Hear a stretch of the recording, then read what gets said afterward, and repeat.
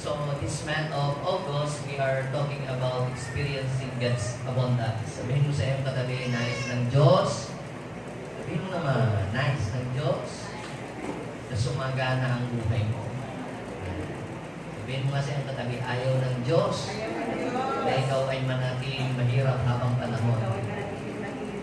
Gusto ng Diyos sumagana ang buhay mo. Sino ang naniniwala dito na ang buhay niya ay sasagana ng sasagana? Yan. Depende po yan sa gusto ninyo pong mangyari sa inyong buhay. Kung gusto ninyo po ay hanggang dyan na lang kayo, ay dahil yan ang gusto ninyo, yan ang gagawin sa inyo ng Diyos. Pero kung kayo po ay nag-desire sa inyong puso na darating ang araw, ang buhay ninyo hindi mananatiling ganyan, kundi pauunlad din ng Diyos, aba, according to your faith, it will be done to you. Amen? So, ngayon pong umagang ito ay ang pamagat ng i-share ko po ay pinamagatan po nating created for abundance. Sabihin mo nga sa iyong katabi, ikaw ay nilikha ng Diyos, hindi para ikaw ay maghirap habang buhay. Ikaw ay nilikha ng Diyos para ikaw ay maging maunlad ang buhay mo. Kapag sinabi po natin abundance, mga kapatid, ang ibig sabihin po niyan ay very large quantity of something. More than enough. Or over-sufficient. At overflowing fullness. So, ibig sabihin, pwedeng ikaw ay magkaroon ng abundant knowledge or abundant wisdom. Pwedeng ikaw ay magkaroon ng abundant blessing. Marami, abundant success. So, ang abundance, mga kapatid, ay ang Diyos po ang author po nito. Ang kasaganahan, yan po ay nagpapatunay lamang na ang Diyos natin ay hindi mahirap na Diyos. Ang Diyos ang may-ari ng lahat. Dahil sa ang Diyos ang may-ari ng lahat ng bagay, kaya ang Diyos po natin, hindi siya mahirap. Siya ay masaganang Diyos. Sabi po ng Genesis chapter 2 verse 8 to 15, gumawa ang Panginoong Yahweh ng isang halamanan sa Eden, sa dakong silangan, at doon dinala ang taong kanyang nilalang.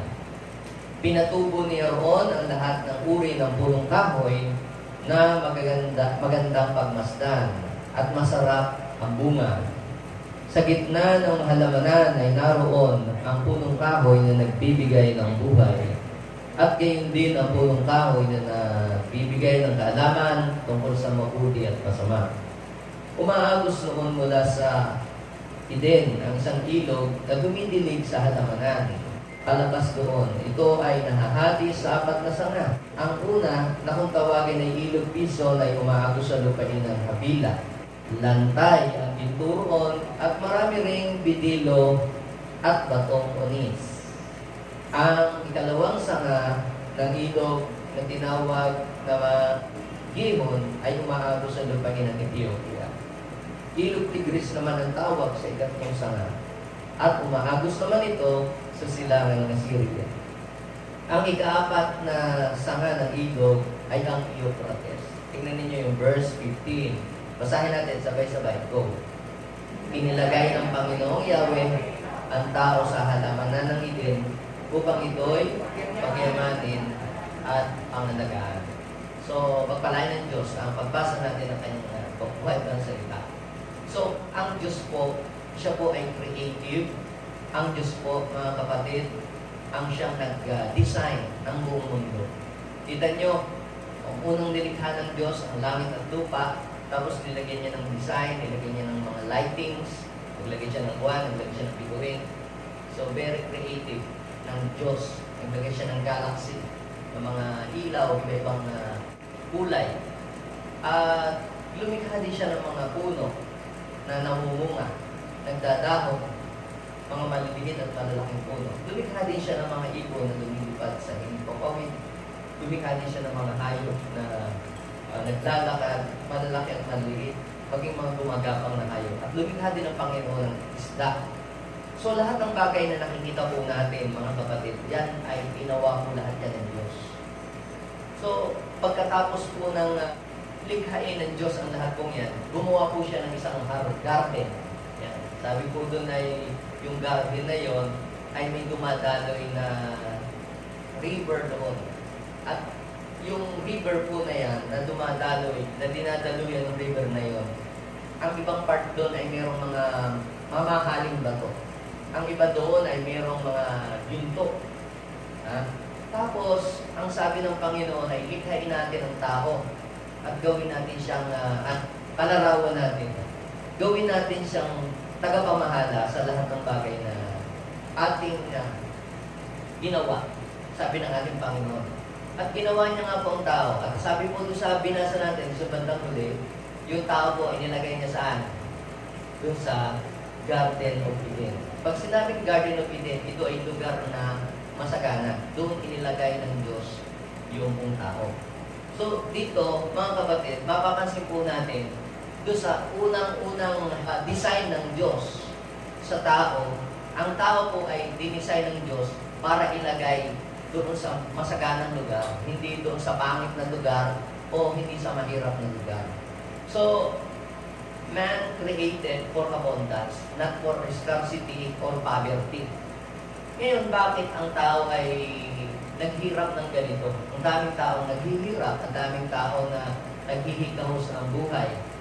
I am telling you mga kapatid, hindi po yun ang design ng Diyos o hindi yun ang gustong mangyari ng Diyos sa tao na ang tao po ay maghihirap. Bakit ang tao ay naghirap? Naghirap po ang tao dahil siya ay pinagnakawan ng demonyo. Yung kasaganaan, yung kayamanan na ibinigay ng Diyos sa kanya, ay siya ay napaalis po doon. Bakit?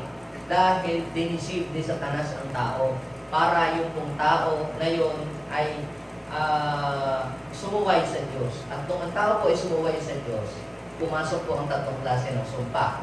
Ang unang sumpa ay yung pong sumpa ng kahirapan. Yan.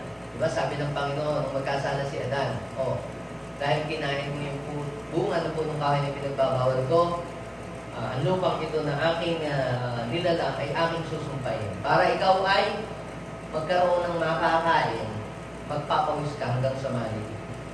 Magpakahirap ka. At mga damo at tinik ang iyong aaninin. Ibig sabihin po niya, yung curse of poverty, yung sumpa ng kahirapan, yun ang consequences ng pagsuway ng tao sa Diyos. So dahil sa pagsuway, kaya po ang tao ay naghirap. At saan napunta yung kasaganaan? Ay di inagaw naman ng diablo. The devil came to steal. So aside from that, ang tao din po ay nag-suffer ng sickness and diseases.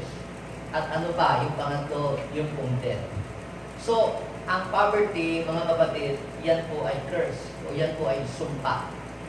Kaya nga, sabi ng Biblia, si Jesus na pumunta dito sa mundo, bagamat siya ay mayaman, ay siya ay nagpakadukha. Ibig sabihin, kinuha niya yung sumpa ng kahirapan. Sabi ng Bible, upang tayo sa pamamagitan ng kanyang karukhaan ay maging mayaman.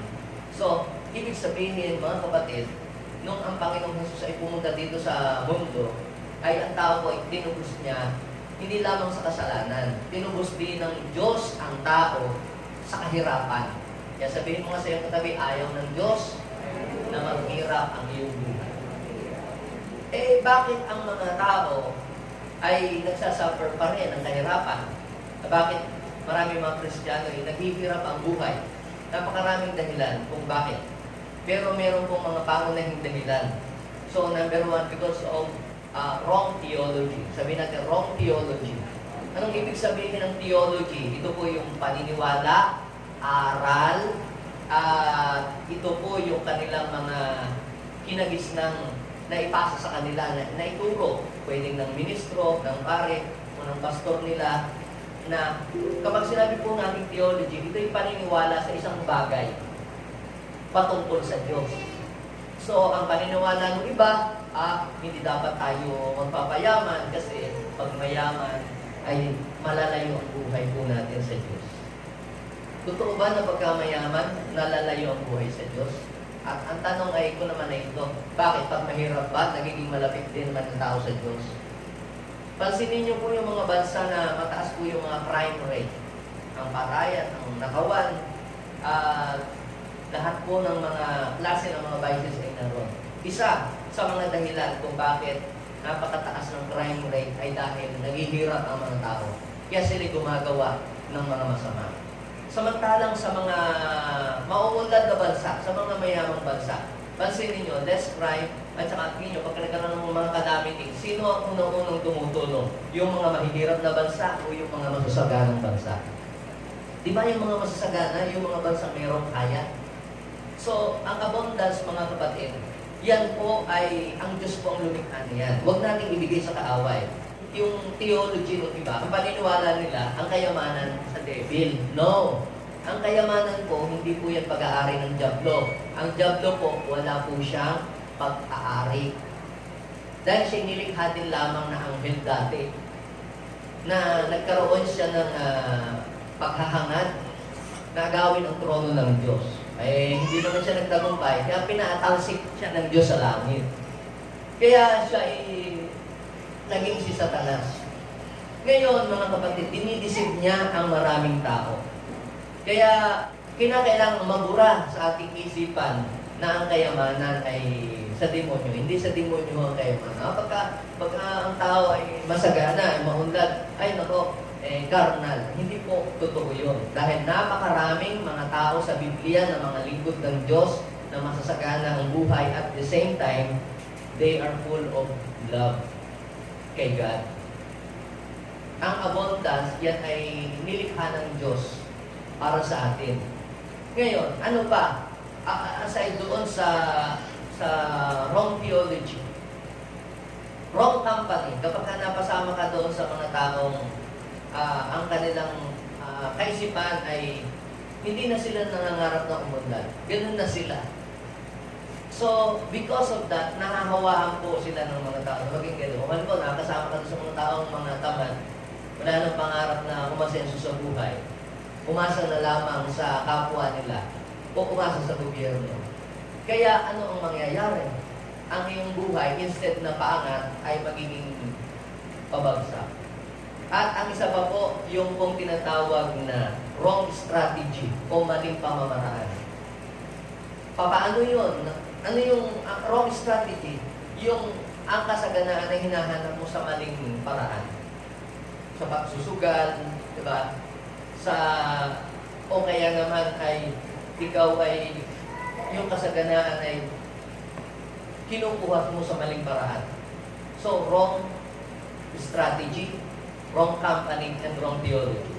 Ngayon, mga kapatid, dito sa pinag-aaralan natin sa verse na binasa ko po sa inyo, what is the role of men? Or what is your role in abundance?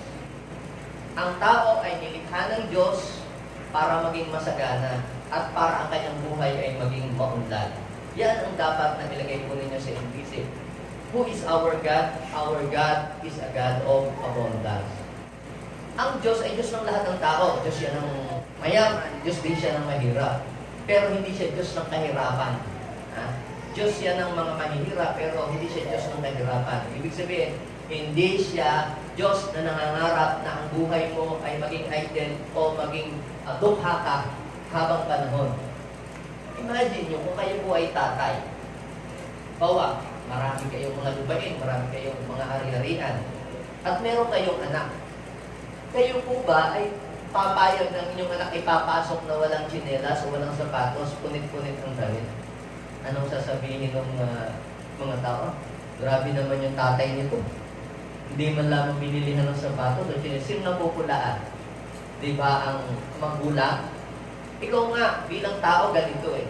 Kahit ikaw ay kaunti lang ang pera mo o kaunti lang ang meron ka, ay gusto mo nga ibigay sa iyong anak eh. Dahil ayaw mo ang iyong anak ay hirapan. Gusto mo makaranas siya ng naginhawahan. Parang ang sinasabi mo, hindi bali na ka ng magtiis basta yung iyong mga anak ay maging maalawan ang buhay po nila. Yun ay ikaw ay tao. Nakakaramdam ka ng gayon. How about si God? Sa palagay nyo, ang Diyos may-ari ng lahat ng bagay, tapos hahayaan ka niyang nagdudusa habang panahon? Sabihin mo sa iyong katabi, you are not created for poverty and lack. You are created for abundance. Amen? Yun ang dapat maging theology mo. Hayaan ninyo kung ang paniniwala ng iba pag mayaman daw po, walang kabanalan. Hindi po totoo yun. Mas nawawala ng kabanalan ang tao kapag siya siya ay naghihirap. So, tingnan ninyo, ano ba po ba ang ating role? Ano ba ang role mo dun sa kasaganaan na ginawa ng Panginoon? So, number one, na nakita ko po, God created you to be His caretaker of His property. To be a caretaker of His property. So, ano ba ang iyong silbi? Ano ba ang iyong papel dito sa mundo? Lahat ng bagay na nakikita natin dito sa mundong ito, yan man ay lupa, yan man ay bahay, yan may sasakyan, yan man ay pera. Lahat pong yan, mga kapatid, ay sa Diyos. Ang sabi po ng Psalms chapter 24 verse 1, the earth is the Lord's and everything in it. So ano daw? Ang mundo daw ay sa Diyos at ang lahat ng bagay na nandirito, ang Diyos ang may-ari. The world and all people belong to Him. Pati ikaw pala, Diyos din ang may-ari. Halimbawa po, ang mayor may-ari ng mall. Lahat ng mall dito sa buong probinsya ang may-ari ni mayor. Lahat ng resort na magagandang resort, ang may-ari ay ang mayor. Lahat ng malalaking lupa, ang may-ari ay mayor. Ano ang tawag ninyo sa mayor na yon? Mayaman siya o mahirap siya? Mayaman, di ba? Madami niyang ari-arian. How about si God? Ang sabi niya, the earth is the Lord and everything in it, and the world and all the people belong to Him. Ano po ang Diyos? Mayaman siya o mahirap siya? Mayaman ang Diyos. At mayaman ang Diyos. Hindi lang yon. Sabi po ng Haggai, chapter 2, verse 8 and 9, silver and gold are mine. Kanya din daw po ang mga ginto. Lahat ng ginto sa buong mundo. Ang Diyos po ang may-ari. Ngayon mga kapatid, tayo na kanyang lilikha. Our role while we exist on earth is to become His steward. Para tayo ay maging katiwala ng Diyos doon sa lahat ng mga ari-arian na nilikha ng Diyos. Imagine niyo lahat ng bagay, pag-aari ng Diyos, pero yung tao, ikaw ay nilalang ng Diyos para ikaw ang mamahala noon. Para pamahalaan mo. Tingnan niyo po yung sabi po ng Genesis chapter 1 verse 26. Sabi ng Lord, lalangin natin ang tao. Kailan yun? Matapos niyang likhain yung mga ginto, mga puno, mga hayop. Lahat-lahat ng bagay. Kita niyo, inuna muna ng Diyos na likhain yun, tapos panghuli niyang nilikha ang tao. Hindi niya inuna muna yung tao, tapos mga bagay dito sa mundo. Hindi, inuna muna lahat. Ginawa mo ng maganda itong earth, kinumpleto mo na yung earth, naglagay pa ng Garden of Eden, ang ibig sabihin ay kasaganaan. Then, sabi ng Lord, tsaka niya sinabi, now, let us form man ito our own image. Gagawin natin siya, tagapamahala ng ng mga isda, nasa tubig o nasa hipagpawid. So, ngayon, ang sabi ng Panginoon, nilikha niya po yung tao at siya po yung ginawang tagapamahala. Sabihin mo sa iyong katabi, ikaw ay caretaker.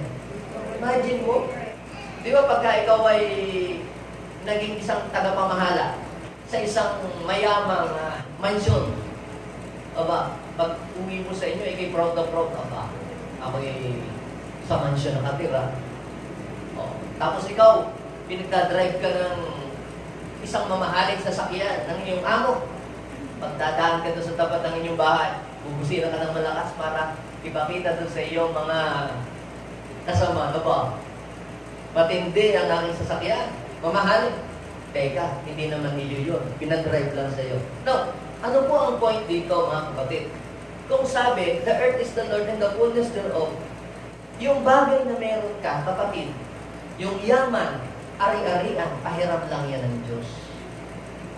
Yun po ba ang inyong paniniwala? O kayo ang may gawa ba? Hindi, ito sa Diyos, ito'y akin, ito'y pinaghirapan ko, Pastor. Dati wala ako nito, ako ay nagsikap, pagal ako, nagpawis ako, kaya ngayon masaka na aking buhay. Diba dati, hirap naman ako sa buhay, pero ngayon ako ngayon ay anak. Dahil ako'y dumiskarte ng malupit. I am telling you mga kapatid, hindi mo dapat sinasabi ang ganong mga bagay. Why? The Bible says in Deuteronomy chapter 8, verse 16, bakit ang tao pinapadaan ng Diyos sa kahirapan? Dahil gusto ba ng Diyos na ang tao ay maging mahirap siya? No.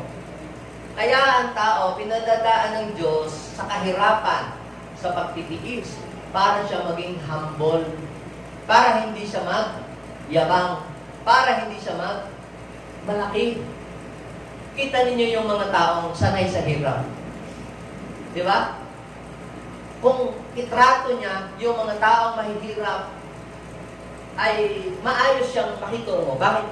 Dahil doon siya galing. Alam niya ang pinagdaanan ng mga taong yun. Sabi ng Proverbs, Deuteronomy 8:16, pinaranas niya kayo ng hirap para kayo'y subukin at turuang magpakumbaba. Ang lahat ng iyo'y sa ikabubuti ninyo. Kaya magpasalamat ka kung dumadaan ka ngayon sa kahirapan. Pero ang buhay mo ay hindi nagtatapos doon. Sabihin mo sa iyong katabi, magpasalamat ka kung may pinagdadaanan ng kahirapan ngayon. May tinuturo lang si Lord. May tinuturo. Sinusubukan ka. Pag mahirap ka ba, magsiserve ka pa ba din kay Lord o tatalikod ka? Pero, ang sabi ng Panginoon, verse 17, basahin natin sabay-sabay. Go! Kaya huwag, kita nyo, kaya huwag, hindi lang isang huwag eh. Kaya huwag na huwag ninyong iisipin na ano, na yung kayamanan, yung sasakyan mo, yung pera mo sa bangko, yung properties mo, yung lupain mo. Ha? Sabi ng Lord, huwag ninyong iisipin o huwag sasagi sa iyong isip na yan ay bunga ng sarili ninyong lakas at kakayahan. Tatanungin ko po kayo, kahit pa po kayo may magandang trabaho ngayon, tanggalan kaya kayo ng Lord ng potassium, anong mangyayari sa inyo? Ha? Makakabangon pa kaya kayo? O sige nga, patunayan mo ang dahil mo. Alam nyo, ipagpasalamat natin kung tayo po'y malakas at nakakapagtrabaho. Yung lakas mo, sino ang may bigay niyan? Ang Lord pagka wala ka ng lakas, kahit mag-take ka na ng maraming gamot, pwedeng yung gamot na iniinom mo, hindi tumalab. Kung ayaw ka ng Diyos na bigyan ng lakas Kaya sabi, huwag sasagi sa iyong isip na ang iyong kasaganan, ang iyong pera, kung may pera ka na ngayon, o may kabuhayan ko, o may sasakyan ka, huwag sasagi sa isip mo na yung mga bagay na yan ay dahil sa iyong lakas. Ano ang sabi sa verse 18? Ang sabi ng Bible, tingnan ninyo, subalit alalahanin ninyong si Yahweh ang inyong Diyos na nagbigay sa inyo ng lakas para kayo ay sumagana. Tingnan nyo, ang Diyos ang nagbigay daw po sa atin ng lakas upang tayo ay managana. Sino nagbigay sa atin ng lakas? Ng abilidad. Yun ang dapat na ilagay mo sa iyong isip. Kaya pag ikaw ay umunlad na, umangat na ang iyong buhay, naging masagana ka, lagi mo pa rin iisipin, lagi kang babalik kay Lord. Aba, kung hindi ako naglingkod sa Panginoon, o kung hindi ko siya inuna sa aking buhay, baka ang bagay na ito ay hindi ko narating ngayon. Yan dapat ang iyong naging isip. Bakit? Dahil po, sa Biblia, meron pong isang hari doon na sobra pong yaman. Sa Book of Daniel, ang pangalan niya po si King Nabucodonosor. Dumating po yung time na ang buong daigdig ay ipinamahala na ng Diyos sa kanya. At siya po ay pinayaman ng Diyos. At dahil po doon, nagtiwala na lang siya sa kanyang sariling kakayahan. Tiningnan niya na ang buong daigdig ay dahil sa kanyang talino at husay. Kaya siya ay naging maunlad ang buhay. Alam niyo, nag-speak ang Lord sa kanya, hangal ka. Mula ngayon, ang iyong isip ay magiging kagaya ng isip ng hayop. Titira ka doon sa parang at ang kakainin mo ay mga damo. Naghirap siya. Pinaghirap siya ng Diyos. 7 years po siyang parang baliw na tumira doon sa kagubatan, kabukiran. Kailan muli lamang siyang ibinalik ng Diyos doon sa magandang katayuan? Kailan lang muli siya ibinalik ng Diyos sa kasaganaan, sa abundance? Noong ma-realize niya na ang lahat pala ng bagay, yan pala ay sa Diyos at pag-aari ng Diyos, hindi kanya. Sabihin mo sa iyong katabi, ano bang meron ka? Hindi iyo yan. Pinahawak lang sa iyo ng Diyos. So God created you to become His caretaker of His property para maging tagapamahala ka ng kanyang mga ari-arian. Sabihin mo sa iyong katabi, lahat ng bagay na meron ka, sa Diyos yan. And you must be thankful. Bakit? Pinagkatiwalaan ka niya. Sa daming tao sa mundong ito na pwede niyang pagtiwalaan. Pinagtiwalaan ka ng ganyang gift, pinagtiwalaan ka ng ganyang ari-arian, pinagtiwalaan ka ng Diyos ng ganyang katalinuhan. You must be thankful and do not forget the Lord. Amen? Huwag tayong pa-deceive sa kaaway na pagka maunlad ng iyong buhay ay, aba, dahil ko. Diba? Bakit? May bahan ba ang church dito? O, kung hindi ka tinuruan na magtiwala sa Diyos at umasa sa Panginoon, paano ka na? Kaya mga kapatid, sa Diyos lang tayo umasa at magtiwala at magpasalamat. Okay. So, pangalawa, mga kapatid, what is our role in abundance? So, number one, God created you to become His caretaker of His property. Lagi nating isipin, ang Diyos ang may-ari ng lahat ng yan. Pangalawa, God wants you to enrich what He has entrusted to you. Gusto ng Diyos na pagyamanin mo pa, pagyabungin mo, paunladin mo pa kung ano yung kanyang ipinagkatiwala sa inyo. Tatanungin po kayo, ano po yung bagay sa tingin nyo na ibinigay sa inyo ng Diyos? Pwedeng yan ay yung talent. Talent. Yung iba, talent to sa pagkanta. Yung iba, ang talent lang sa pagkukumpuni. Hindi lahat ng tao marunong magkumpuni ng sasakyan. Tama? Hindi lahat ng tao marunong mag-ayos-ayos ng mga kuryente. Di ba? Yung iba na kuryente. Hindi marunong eh. Di ba? Hindi lahat ng tao ay magaling magkarpentero. Ikaw, meron ka noon. Pansinin ninyo, iba wala man lamang kahit pagpukpok ng papo, hindi alam. Ano sa tingin ninyo po ang kakayahan or abilidad na ibinigay sa inyo po ng Diyos? Binahagihan ka ng Panginoon ng kanyang yaman. God is abundant in wisdom.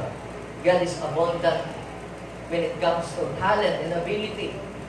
Saan niya lahat ibinahagi niya sa inyo. So, yan, binahagihan ka ng Diyos, nasa sa iyo na yan, kung i-improve mo ba yan, dadagdagan mo ba yan, paghuhusayan mo ba yan, o hindi mo yan gagamitin. Tandaan ninyo po, yung bagay na hindi mo ginagamit, yan ay nawawala. Yung lahat ng bagay na hindi natin ginagamit, nawawala, pwedeng nasisira. Kung material na bagay, pwedeng nasisira. Pero, yung ability, halimbawa, singing, huwag mong gamitin yun, magiging sintonado ng iyong boses. Kita niyo naman yung mga sintonado, pag lagi niya ginagamit ang kanyang boses, pinapractice, lalong gumaganda. Binigyan ka ng Diyos ng ability to lead people or to handle people, mag-lead ng tao. O yung ability na mag-business o mag-negosyo. Ability din niya kasi hindi naman lahat ng tao marunong mag-business, di ba? So, ano sa tingin mo yung kakayahan na ibinigay sa iyo ng Diyos? So, ibinigay sa iyo ng Diyos para yan ay yung pag-ibayuhin, pagyamanin pa. Basahin yung Genesis chapter 2 verse 15. Ang sabi po doon, inilagay ng Panginoong Yahweh ang tao sa halamanan ng Eden upang ito ay pagyamanin. So, ibig sabihin, yung Garden of Eden, pag tinignan nyo, kompleto na, ayos na, nandun na lahat ang pangangailangan. Ano pa nga ayusin ay maayos na. Bakit? Si Adan ba'y hindi nakakain ng prutas? Kakain. Bakit? Si Adan ba ay hindi na maliligo sa batis? Maliligo. O, paano pang gagawing pag-i-improve doon at pag-i-enrich? Siyempre, pag kumain ka ng prutas, ng kumain, dapat si Adan ay magtatanim ng prutas. Dahil, pag hindi siya nagtanim, anong mangyayari? The Garden of Eden will become a desolate place. Magiging desierto. Halimbawa, siyempre, sa palagay niyo, hindi kaya siya gagawa ng upuan? Si Adan kaya hindi gagawa ng mesa? So palagay nyo si Adan kaya hindi gagawa ng kanyang kubol doon? Hindi kaya siya gagawa ng tent?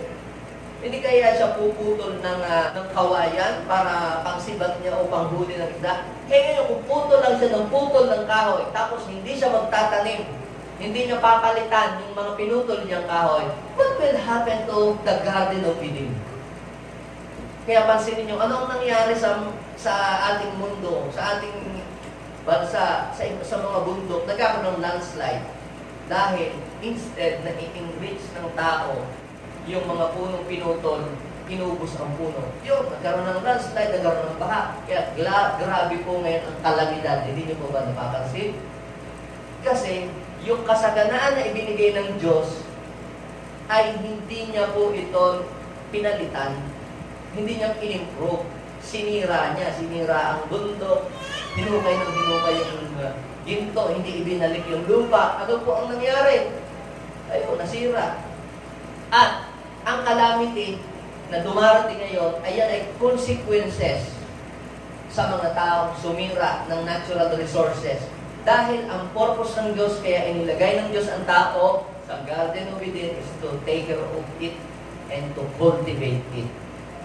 Sa Bible, ang Panginoong Jesus po ay nagbigay po ng isang kwento na ang kaharian daw ng Diyos ay katulad ng isang lalaki na mayaman na bago siya umalis, sabi ng Matthew chapter 25, verse 14 to 29, siya ay pumunta doon sa malayong lugar. Pero bago po siya umalis, tinawag niya ang kanyang tatlong servant.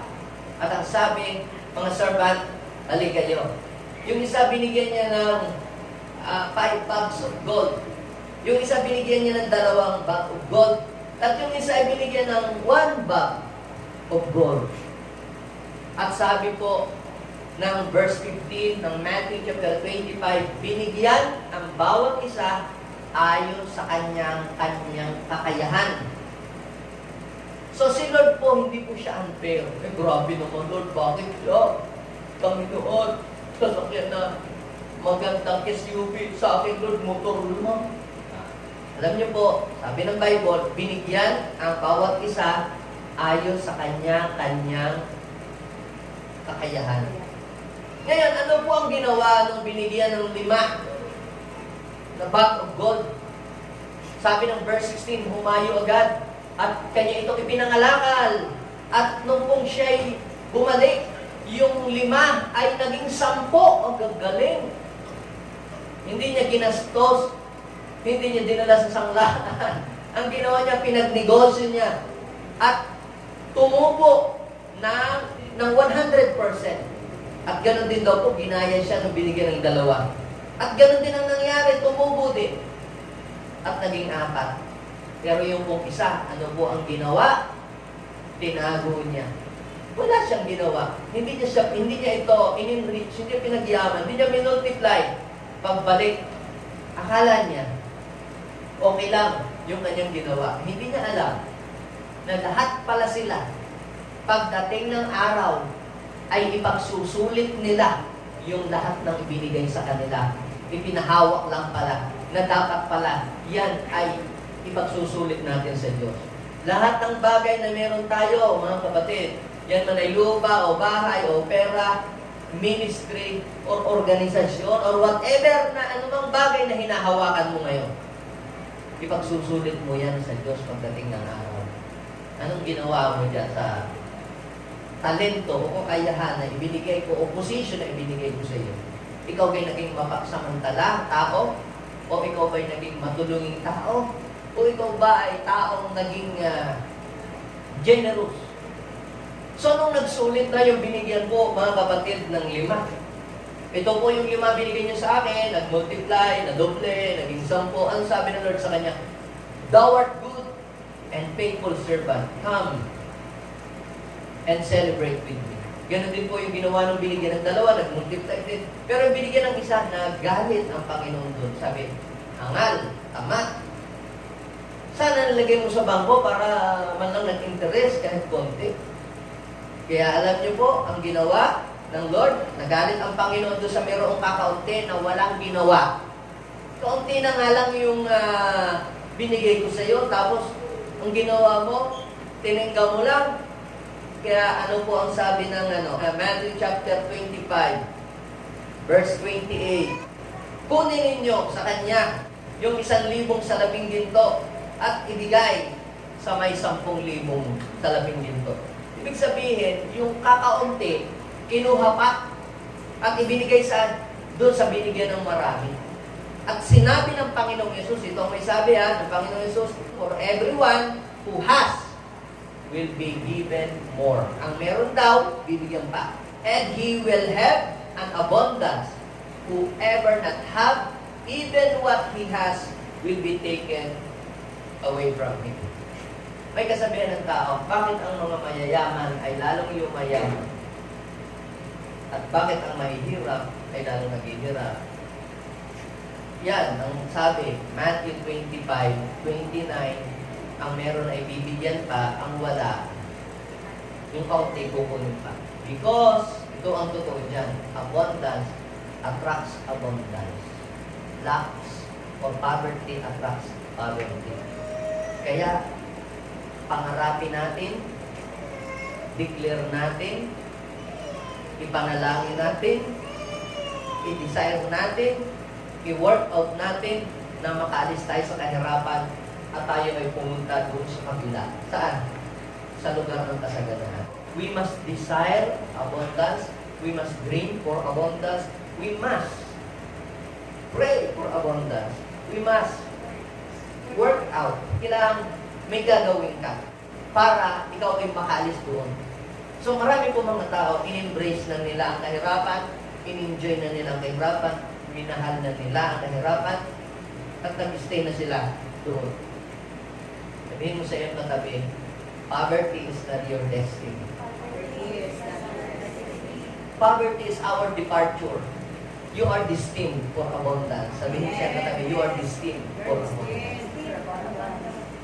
Ngayon, inasa sa iyong death, ganito lang.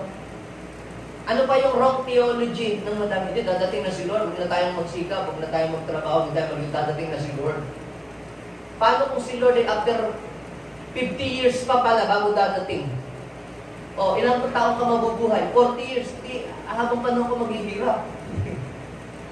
Samantalang, ang linaw ng story sa Bible, na may binigyan ng 5, may binigyan ng 2, may binigyan ng 1, habang wala, tumatrabaho. Habang wala ang Panginoon, tumatrabaho. Ibig sabihin, habang wala si Lord, maging tapat ka sa Kanyang ipinagkatiwala sa iyo. Pag sinabi naman pong tapat, ibig sabihin ay, you are doing your best para mapagyaman kung ano yung ibinigay sa iyo ng Panginoon. At kita ninyo nung dumating ang Panginoon at ipinresent nung binigyan ng 5 at nadoble yung kayamanan niya.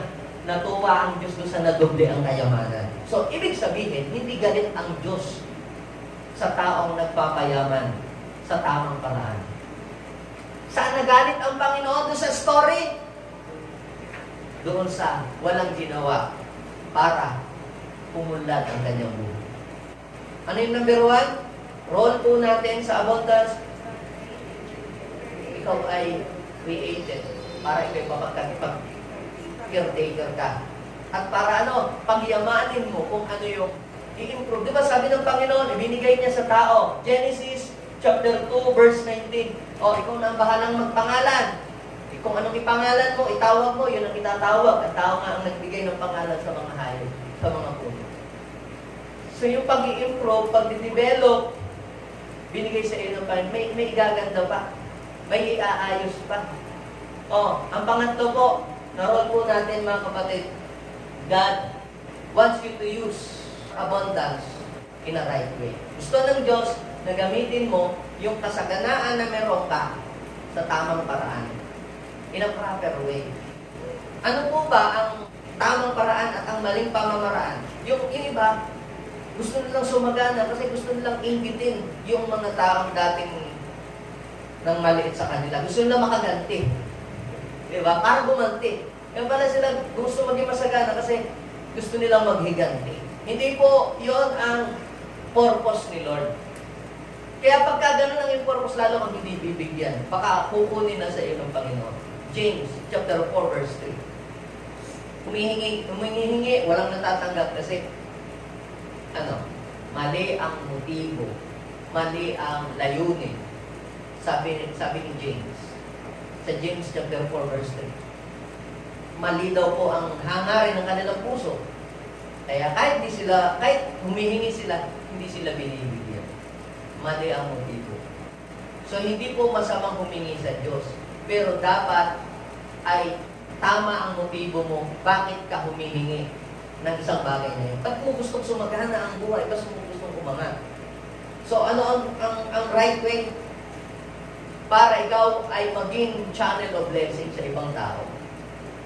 Tandaan po ninyo, magiging pagpapala ka lamang sa ibang tao kapag ikaw mismo ay napagpala. Kaya nung tinawag ng Diyos si Abraham, sinabi ng Panginoon sa Genesis chapter 12 verse 2, I will bless you so that you will become a blessing to many people. So magiging pagpapala ka dahil ikaw ay aking pinagpala. Right way, yung ikaw ay makatulong sa mga tao. So may purpose ang Diyos kung bakit niya papasaganahin ang buhay mo. Ang sabi po sa 2 Corinthians chapter 9 verse 11, papasaganahin niya kayo para kayo ay makatulong sa nangangailangan. At yung inyong mga natulungan naman, magpapasalamat sila sa Diyos. So kita niyo po ang purpose ng kasaganaan? To help other people. To help the work of God. The kingdom of God. Para lalo lumawak ang gawain ng Panginoon. Imagine nyo, no? Pag ikaw ay blessed, makakatulong ka sa mga gawain ng Panginoon. We can support missionaries. We can support yung mga gawain ng Panginoon para lalong lumawak. Kung tayo hirap ang buhay, hindi natin magagawa yun. Hindi natin maaabot yung mga tao dapat abutin. Hindi natin matutulungan yung mga poor children. Hindi natin matutulungan yung mga tao walang trabaho. Hindi natin sila magbibigyan ng trabaho. Kung blessed ka, nag-create ka ng business, nag-create ka ng company, yung mga taong walang trabaho, nabibigyan mo sila ng trabaho, di ba? Kung hindi ka blessed, aasa ka din lamang sa ibang mga tao. Kaya, mga kapatid, yung poverty, we are not destined for that. Poverty is our departure. We are destined for abundance.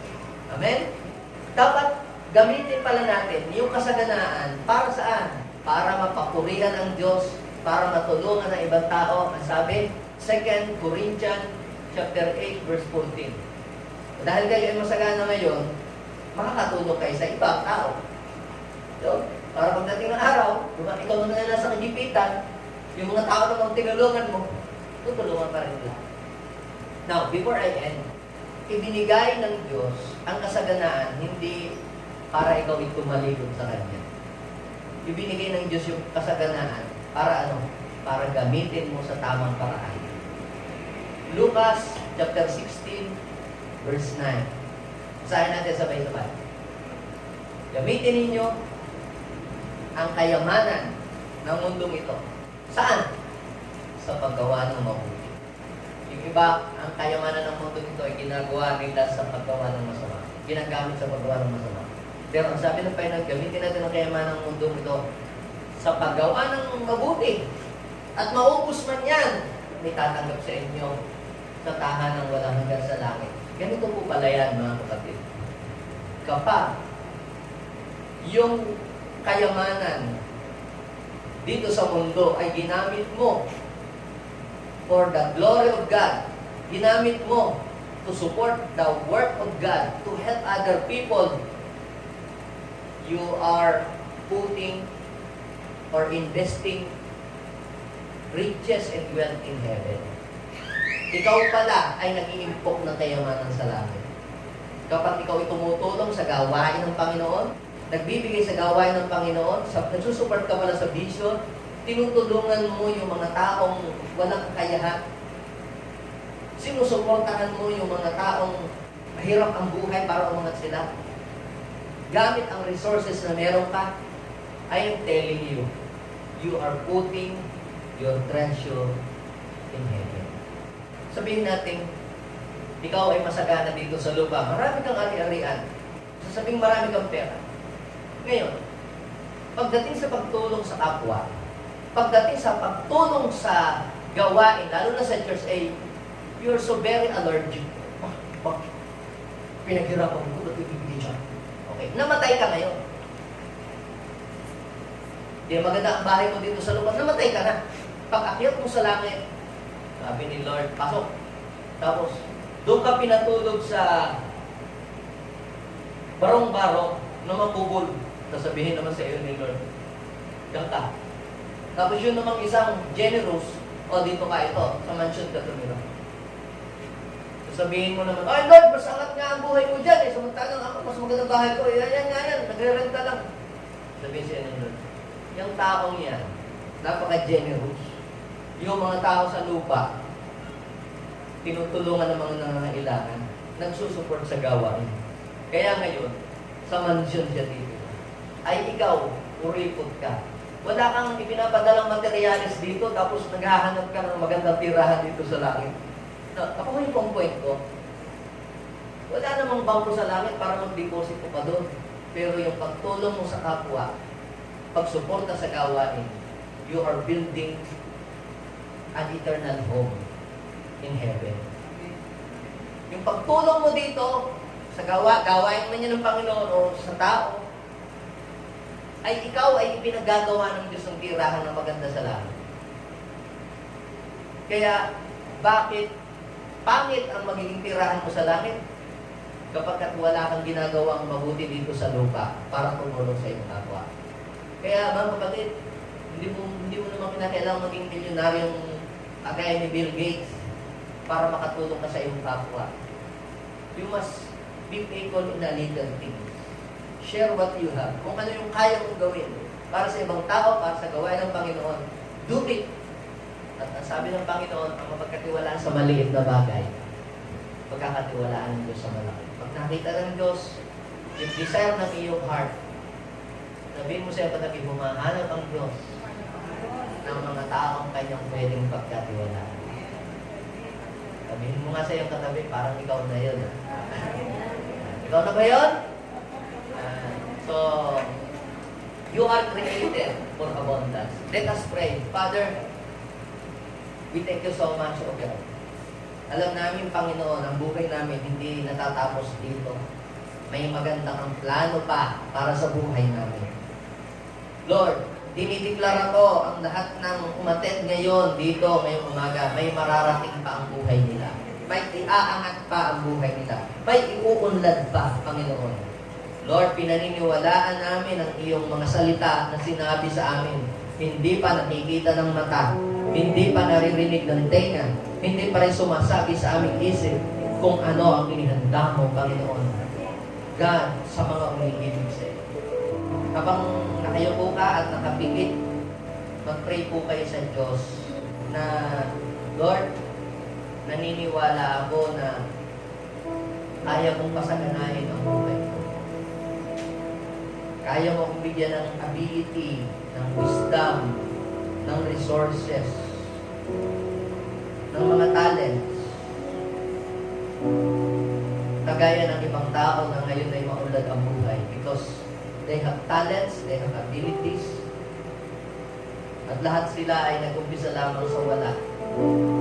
Pero sila ay naging mga mabubuting katiwala ng Diyos. At yun ay pwede rin gawin sa iyo ng Panginoon. Yes, Father, I pray right now, kung yung mga hindi nakakakilala sa Diyos at walang relasyon sa Diyos ay nagiging maunlad ang buhay dahil doon sa ability na ibinigay ng Panginoon, even though they are not aware na yun ay bigay ng Diyos. How much more ikaw na sumasamba sa Panginoon? Ikaw na ang hangarin ay maging kasangkapan ng Diyos to expand His kingdom, to expand God's territory on earth. Mas lalo kang higit na papasaganahin ng Diyos. Yes, Lord, I pray na patuloy na ma-inlove ang iyong mga anak sa inyo. Na hindi sila tatalikod once na sila, Panginoon, ay pinatikim mo ng kasaganaan. Once na sila, Panginoon Lord, ay pinaranas mo, binigyan mo ng mga lupain ng mga sasakyan. Lagi nilang ipagsisigawan.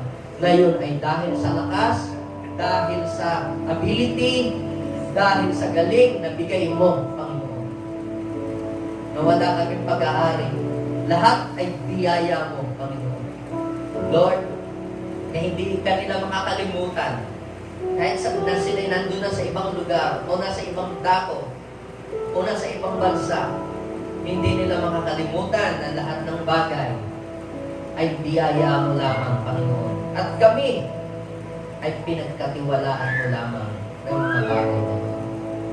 Tayo manalangin, ilagay natin ang ating kamay sa ating puso. Sabihin natin, Panginoong Jesus, maraming salamat po dahil ikaw ang Diyos na masagana ay handang magbahagi ng kasaganaan sa lahat ng mga nagtitiwala sa iyo. Panginoong Jesus, salamat po sa iyong kabutihan. Naniniwala ako, Panginoon, mula sa oras na ito, ako ay kabilang sa JA1 people na papasaganahin mo ang buhay habang nandito sa lupa. Gamitin mo ako, Panginoon, to become a blessing to many people. In Jesus' name, Amen. Ako na lang ang magpe-pray sa inyo, Lord. Bless niyo po ang mga taong nandito ngayon, mga nakinig ng iyong salita, mga dumalo, at mga nanood sa online. I pray, Lord, na ang bawat salita mo, maging gabay namin sa aming buhay, sa araw-araw, na maglakad sa mundo ito. This is our prayer in Jesus' name.